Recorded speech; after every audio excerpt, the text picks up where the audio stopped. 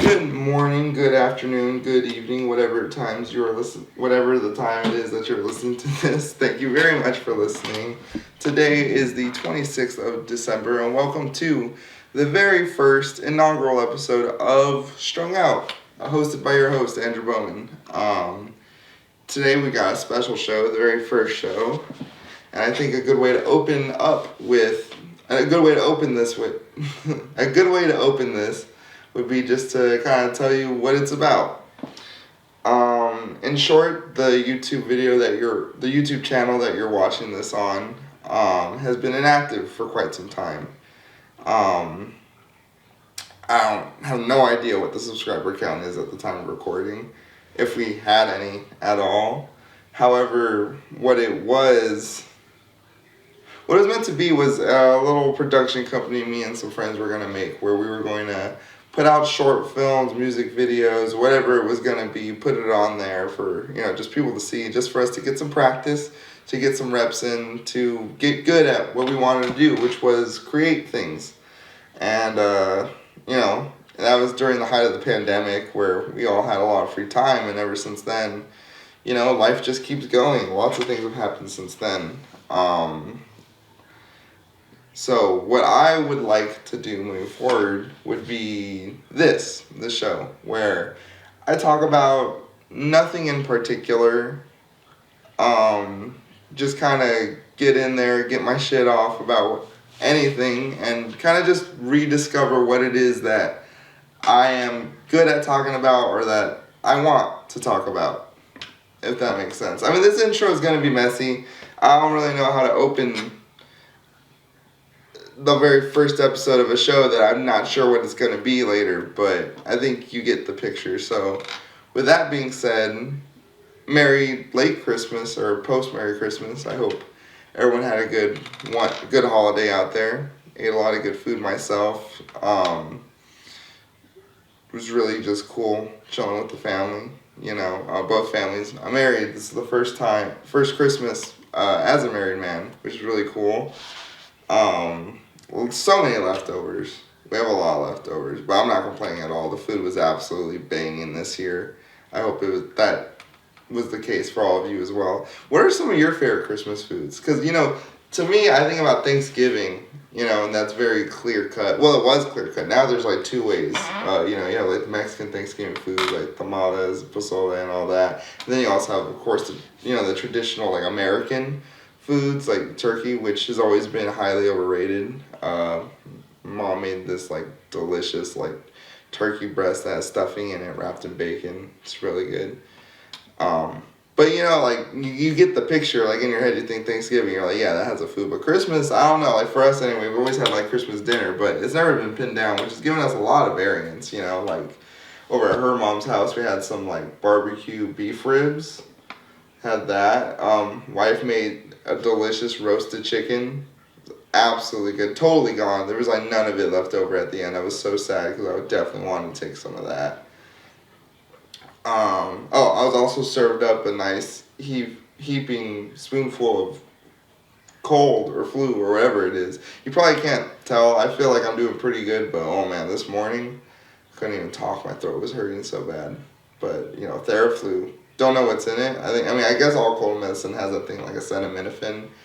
I don't know if I said that right, but that seems to be the predominant ingredient to most of it. But I got a cold or flu, but also ate a lot of mac and cheese. Mac and cheese was good.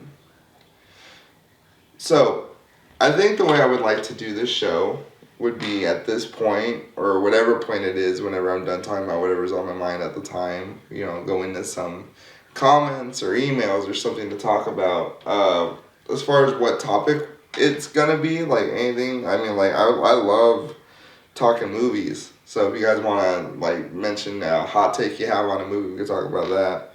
So we're actually gonna go into the first one here. This one comes in from Danny. Welcome to the show, very first guest of the show. Congratulations to you. So let's get straight into this. Jim Carrey deserved an Oscar for The Truman Show. Speed rate. Oh, okay. So he loaded me up with a couple here, so I appreciate that. Thank you, Danny. Let's just talk about that. Jim Carrey, Truman Show. Yeah, absolute banger of a movie. I never really talked to anyone who isn't really into movies who has seen that and has had anything bad to say. As far as Jim Carrey's performance on that, I'm trying to think. I think the moment I think of when I think about the Truman Show and that big emotional payoff, I think about the moment his boat hits the wall. Because at this point, I guess spoiler alert for Truman Show, but he's already been like, shit, my whole life is a lie.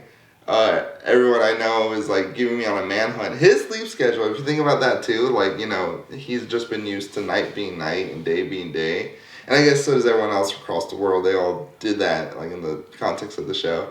But, then this doesn't become special at all, really. Because I was thinking, man, his sleep schedule was the exact same as all of ours. Unless it wasn't. They might have, I don't know, when the company wants to take a day off, or they want a minimum day, maybe they'll make the winter solstice come sooner. I don't know. I mean, that's a whole lot of other implications, but point is, his world's gone. All night manhunt. It hits the wall after a crazy storm, and when he's looking at that exit and he's hesitant about it, and he's talking to what is essentially God to him. Oh man, I think about that moment all the time. As far what special sauce did Jim Carrey give it? I think that smile that he had, where he's just in case I don't see you, good afternoon, good evening, and good night. That was, or whatever. Oh shoot, I might have butchered that. I'm sorry. I like that movie. I do. I think he said. I can't. Oh shit. Ooh, I'm about to get crucified. Let's look into the next take. But yeah, I would say I agree with that. Hard agree. Jim Carrey was great in that. I think if there's gonna be any performance you're gonna give him the Oscar to on that, you're gonna give Jim Carrey an Oscar for. Well, then again, there's Eternal Sunshine of the Spotless Mind. Would that performance outweigh Truman Show? I mean, I know they're totally different movies and totally different vibes, but which one would he deserve it more? I don't know. Look, I mean, I have a bias with Eternal Sunshine of the Spotless Mind. I love that movie. I always have loved that one. Same thing with Truman Show, but which one did he deserve the Oscar for? I don't know. I felt like Eternal Sunshine, he was just a normal dude. And Truman Show, he was very charismatic as always, but just the way that he can be. But of course, we're not going for realism versus unrealism. What's more deserving of the Oscar? Really, it's what performance really hits you harder. And I guess he was the weaker part of Eternal Sunshine. I'll say he deserves an Oscar. I mean, maybe he can have an Oscar for both. He could, depending on your taste, I suppose. Moving on. Speed Racer is just as good as Scott Pilgrim. Now, look, alright, Danny, I gotta be honest with you, brother. I don't remember Speed Racer all that well. I know when I first saw it, I was super entertained. I mean, what's not to really enjoy in that? You got cars, you got really hyper stylized fight scenes. I remember the slow motion fight in the snow. That was pretty sick. And it's hard not to be into that. Of course, I think the thing for me, what takes Scott Pilgrim over the edge as far as how I enjoy it, I would probably say that it's just so relatable. I think Scott Pilgrim is incredible. In terms of being in your 20s and not really knowing what you're doing, which is crazy too, because when I watched that at 13, that kind of life seemed so far away from me, and so divorced from anything that could be considered reality. And he was only 22, right? In the movie, yes, 22 in the movie, 23 in the manga. Well, comic, I guess. I don't know if you can call that manga, but that's, again, I'm not a subject matter expert about that. But I think what made Scott Pilgrim so special was that, and so as a kid it was all about the style, exactly. So I guess in that regard, when I was a kid, Scott Pilgrim did have the same entertainment value to me as Speed Racer did. But now as I've gotten older, I see Scott Pilgrim for much more than just it's a really cool hyper stylized action scenes and visual gags, as much as it is just it's a young man in his 20s who doesn't know what he's doing, is kind of lazy, and he needs that push in the butt to actually move forward in his life. I was just talking to my wife about what I like about art in general, and I think art is at its best for me when it depicts more than just a picture of life, but how life feels like. And sometimes life feels like a crazy, zany fight. And I think that's why I like Scott Pilgrim. So I have to disagree with you on that one right there. Let's see. Did not screen these, but everything stays in the show here. Assigned seating at the movie theater took away from the magic experience of the movies, even though I like the assigned seats better. Now that is a banger. That is a banger for sure. You know what? Here's the deal. Here's the thing. Yes, assigned seats makes you like, yeah, you it's nice to know that if you get your ticket, you're gonna have the seat that you want. But I do remember being younger and going to the movie theater, you buy that ticket, and you gotta be there early, especially if you're there like the day of. I remember seeing Godzilla, that one with Aaron Taylor Johnson. I think it was just called Godzilla. I didn't think it had like some sort of subtitle or subtext or whatever, header, whatever. We saw that movie, and it was like me and a whole bunch of people from my 8th grade class showed up for that. And, me and my friends, we were there. It was just a bunch of 13-year-olds. I bet it was hell for everybody else that was there, but for us, like, it was so cool, because, like, this had never happened before, and it's never happened since, where you get, like, a bunch of people there, like, unofficially, they all just decided to go, and we're all there, and we end up just taking, like, 2 rows in the back, just all of us, like, from the same school, and then, like, we definitely had the best seats in the house at that point, which, again, sucks for everyone else, but really cool for us. But again, I think that's what he's saying, the magic of going to the movie theater, getting there early, planning on getting your popcorn, your snacks, then, like, pulling up, and, like, finding out you have to sit in the front. But that's the point. Sitting in the front was terrible, but if you get there late, that's what you had to do. I'm trying to think of movies I had to sit in the front for. There were a couple. I know there were a couple. It was a terrible experience. I think I saw some Marvel movie up in the front. I can't remember. This is still going on, early, like late 2000s, early 2010s, before all these assigned seats. Can't remember. Oh, we saw the Power Rangers, that Power Rangers movie, which, here's a hidden take in there. Banger. I don't know, that might be wrong. Well, no, that soundtrack was banging. They played Fantagram, and I was like, yo, this is cool. So I was very much into that. Yeah, I mean, but I would say I agree with what he's saying. Just like, yeah, like, it was an experience. But sitting in the front sucks. I would never want to do that. Imagine seeing Avatar, like, James Cameron, not The Last Airbender. Seeing that movie, like, at the very front row, that would suck. Like, you got 3 hours craning your neck, like, you're gonna need a massage after that, or a chiropractor or something. Like, that would suck. So, I don't know. I like assigned seats. I agree that it definitely takes away the meritocracy of it all, but I don't know. I couldn't live without it. So, yeah, like, moving on from there. Next one. Sorry, just checking in here.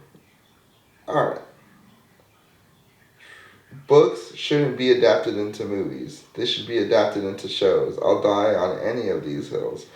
That's in reference to all the takes that he just had. That one. Books shouldn't be adapted into movies. They should be adapted into shows. I think...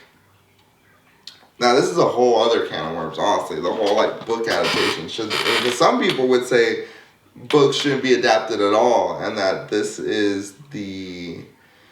What is the word I'm trying to say? That's the gold standard. Just a book is a book. A movie is a movie. Never the two shall meet. I might say I disagree here. Now, in terms of, like, book accuracy, yeah, like, a show will get you way farther. I mean, like, look at The Queen's Gambit. That wasn't a very long book, but they adapted it into, like, an 8-episode-long miniseries, and it's very enjoyable. I don't know how many episodes it was, actually. It could have been 5, 8. Don't double check me here. It's not... You get what I'm trying to say. I think the main point of adaptation is to there's a theme, right? All stories have their themes, and that's what the writer is trying to get across. And I think a good adaptation will take that theme and communicate it just in a different way. That being said, a lot of people trip out over accuracy, but I think as long as the theme stays true, the adaptation is successful. Um, I'm thinking, case in point, what was a great adaptation? I'm trying to think. Game of Thrones, the first couple seasons were great, but okay, well then there you go. That's because like the story, but that's because the story was so good already, and yeah, you can. So I mean, you could just re-illustrate it because that's a different thing, right? Because like yes, the book exists, but putting it into a visual medium is pretty sick, and having a score that will now play in your head when you reread the book, like that's pretty cool. I'm into that. But it's a show, so to his point, like, I think show adaptations are typically better than movies? They're better at retelling the story. Like, if your goal is to retell it, yeah. I guess what I'm saying is that if you're going to retell a really good story, yeah, okay, I would agree. Show's the way to go. But I don't think you necessarily have to... What am I trying to say here? I don't think you necessarily have to... do it strict, like you don't have to do it story for story. Like as long as the theme is a successful adaptation, and as long as the thing is entertaining, then the movie is good. So, I think that's what I would say. I think like I agree and disagree. I agree that if you're trying to do it beat for beat, the show is the way to go, but it doesn't need to be. So, that's what I will say on that. Moving on to the next one. This next take. Oh, you know what? Yeah, he did include a sports take here, so we could talk about this. Austin Reaves is going to be the next big star for the Lakers.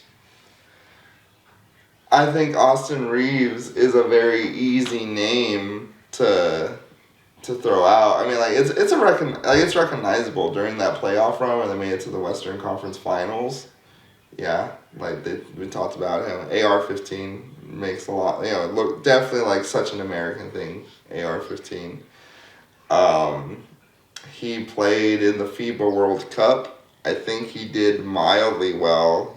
For whatever reason, when they had that World Cup, I can't remember where it was. I think Malaysia, but I might be totally wrong on that. But during that World Cup, whenever he got the ball, the crowd would like scream. So it's like, really? Austin Reaves? So, I mean, I guess you could argue, like, is he a star? Like, I think he's got name recognition. If I'm talking to Lakers fans, I mean, if I just think about their roster, obviously you say LeBron James, Anthony Davis, because they're the two best players. Cam Reddish is pretty cool, I think. I mean, like, as far as what he is, I guess I'm just saying a name. Like, I say that name and I'm just like, Cam Reddish.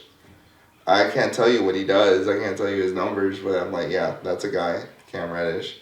Who else is on their roster? I think they got rid of Spencer Dinwiddie. I think Gabe Vincent's there, but Gabe Vincent, he had his thing with the Heat when that happened, and then ever since then he's just been like, yeah, he's a role player. I guess, yeah, I mean, I would say LeBron James, Anthony Davis, Austin Reaves. I think about Cam Reddish, I guess. Oh, Vanderbilt. Vanderbilt's still with the Lakers, right? I think. I like Vanderbilt. I would say Vanderbilt's a way better player. So, I don't know, like when he says he's going to be the next big star, I guess he is the next person that people like just reference thinking about the Lakers or like, oh, who's a Laker? You say Austin Reaves, but like, I don't know. I think Jared Vanderbilt way more important. So like, as far as like what he provides defensively, because as far as I know, like Austin Reaves is just kind of like, he just does a little bit of everything. Does some dirty work, plays defense, gets to the line. He helps the team win. So that's what he does. He's not bad. He's not a bad player, I don't think. But big star, next big star, like obviously he's definitely not going to be like a Shaq, a Magic, or Kareem. Definitely not a Kobe. There's not going to be another. But you know what I mean? Just like when you think of a Laker. I don't know. Is LeBron James that, though? is LeBron James gonna be remembered like, oh yeah, he was a Laker? I mean, look, he won the 2020 championship. Anthony Davis was there. Is Anthony Davis gonna be remembered as like a Laker? Like, I don't know, but I mean, like, Lakers fans are so like, I'm not gonna go there. I'm not gonna talk about the fans, but I don't know. Like, they're definitely stars, those two guys, but I don't know. Like, if a Laker is gonna be like, or a Laker fan is gonna be like, yeah, no, like they're like Lakers for life, that kind of a thing. I don't know. I mean, I'm not really too tapped into there, so if there's any Lakers fans listening, let me know. Like, are Anthony Davis, LeBron James gonna be considered like guys for you guys like later down in history? And do you think Austin Reaves has the potential to be a guy? Let me know. Next take, coming in from where did I leave it? Where did I leave it? Here it is.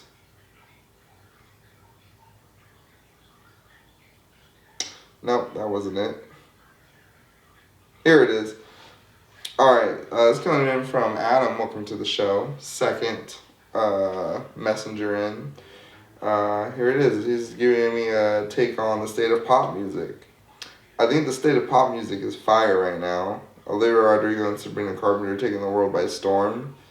That's what he had. Thank you very much for this, Adam. Appreciate it. State of pop music right now.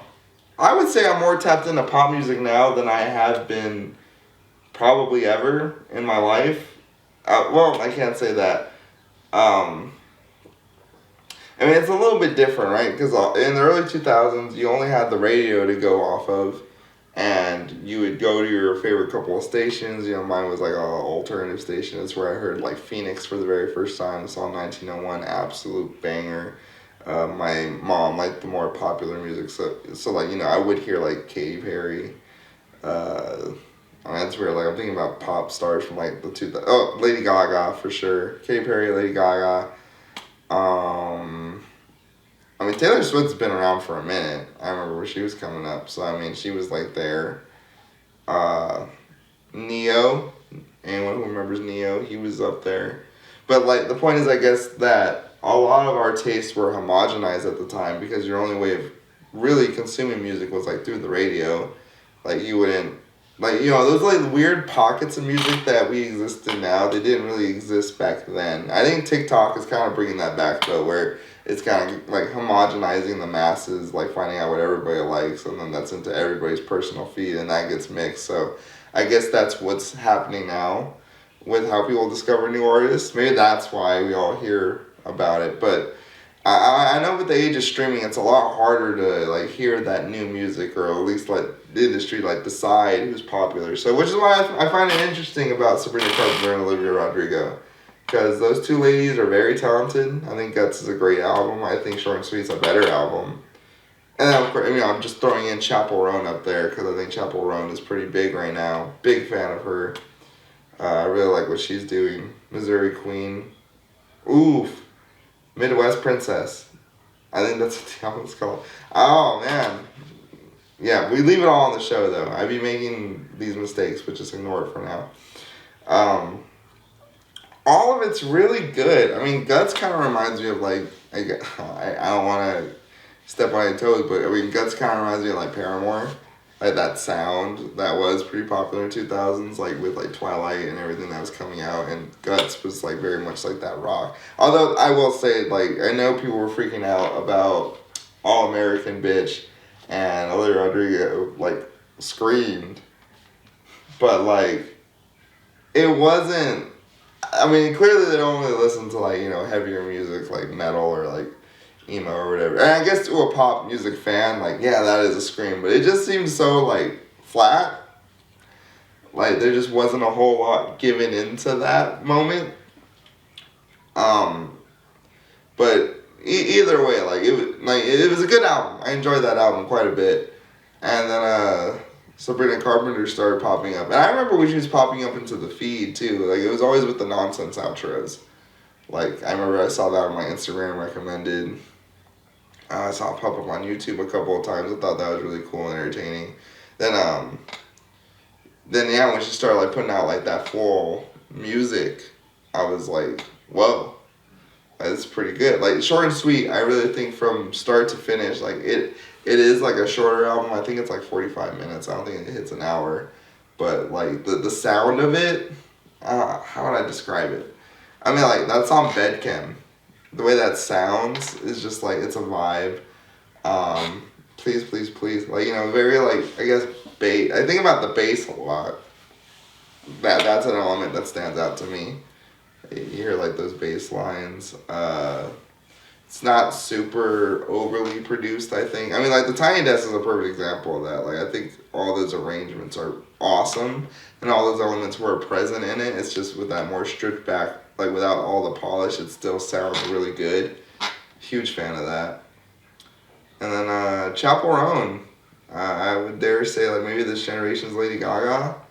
The whole thing she does with like drag performers and like she herself as like a drag queen and how she presents on stage. It's very like crazy, very out there. I think it's really fresh. I think the way that album sounds is great. I think Naked in Manhattan is one of my favorite songs that I've heard this year. This past year. Yeah, no, I mean, I think pop music is in a really interesting place right now. Big fan of it. I hope it continues to trend in this direction. Nothing sounds totally the same. I think we were going through that era of like trap beats. I think about that song Dark Horse a lot, where I started falling off of pop music in the 2010s. The Katy Perry one, like what you waiting for? That. Like I felt like a lot of songs were just kind of like mimicking it, so that's why like I kind of fell off and I got really into like alternative, stuff like that. So I'm hoping we continue to trend and keep doing fresh things, but not a huge fan of TikTok deciding it all though. I don't know, like I never had TikTok. I still don't have it. My wife is a big fan of it. Well, not a fan, but she uses it, and I totally understand why that app is like taking over everything the way it is, because like her feed is just stuff that she likes, right? Like, which is as anyone would hope, I guess, with any feed, but it's just like all this short form content, and then the way you can like click and it branches out into like other similar things or things that also use that like sound or song. And then you just continue to go point. Like, I remember I was sitting with her and we were just like looking at our phone together, and then all of a sudden, boom, 40 minutes went by. It's crazy. And, it makes a lot of sense why that would be the thing to pop. But, does anyone remember how TikTok started? Because I do, and that's what puts me off from ever wanting to download it. It was the most suspect thing ever. Like, they paid all, like, they had all this money. They paid all the influencers to promote it on their YouTube videos, whatever it is. Just like, oh my god, check out this app, TikTok. Look at all the, and they're just like looking at very like weird mid content in the ad, and then they're just like laughing at it. And I was like, well, this looks so fake. And then anyone who like got it at the time and started posting were getting like thousands of like views and likes, which were all clearly bots. Everyone knew that they were bots. But then eventually enough people started going there, and then the content started getting better, which I guess that's just a business model. But I don't know. It was just pushed so heavily. Like TikTok was paying everybody, and it's like, I don't know. I guess you could follow where that money came from. I think it was like a company in China, which was the point. And just data farming, which of course every app does that anyway. That's all. That's what they're selling. Like, those companies aren't selling like the content. They're selling who's watching the content, because that's what really matters, especially with targeting ads and all that. Scary stuff. But TikTok was like, it's so blatantly that, but no one cares, because like deep sea TikTok, I guess. Don't know if you guys have seen that. That is kind of wild, though. See, that's the fun. I'm talking about like, oh, I don't know if I like TikTok, but then I mentioned like you should check that out. But it's just weird. It's a weird place. So, I guess, like, I would like this show to go. Alright, well, storage space ran out on the SD card that I was using. I was actually going to work my way into an outro pretty naturally there, so just take my word for it. But thank you so much for watching or listening or however you might consume this. Go ahead, leave a like, comment for sure. I'm thinking I might make an email account just for the show. You can let me know if that's a good idea or not. You can just submit whatever you got going on, any kind of hot takes, any kind of stories that we could read together, whatever it might be. I just want the whole thing to be very like user generated here. So that'll be the long-term goal. Oh, the audio is going to be different too because I took out the microphone. Well, again, thank you so much for watching, and I will catch you guys on the next one.